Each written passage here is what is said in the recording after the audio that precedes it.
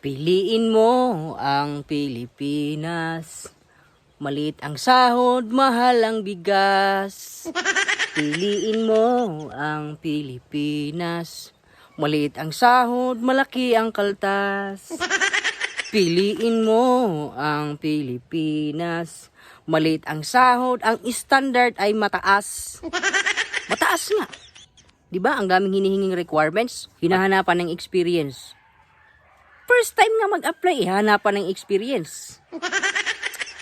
Tapos may mga height requirements pa yan. 'Di ba? With pleasing personality. Paano naman kami nitong mga Bakit pa kapag nagtatrabaho, pagandahan, pasiksihan, pagwapuhan? Hindi naman siguro ganoon eh. Only in the Philippines. 'Di ba? Pag magpa-process ka ngayon ng mga requirements mo para makakuha ka ng valid ID, pagpunta mo, anong nangyayari? Mga opisina, hahanapan ka ng valid ID.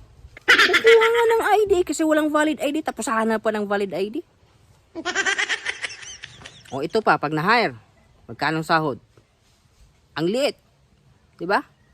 Pag nag-overtime ka, yung iba diyan, thank you lang. 'Di ba? Thank you. Overtime, thank you. Pero pag na-late ka, kaltas? Ito pang mas malupit. Pag nakita nilang magaling ka, dadagdagan ka ng trabaho, tatambakan ka ng trabaho. Only in the Philippines. Sa ibang bansa, pag nakitang magaling ka, dadagdagan yung sahod mo.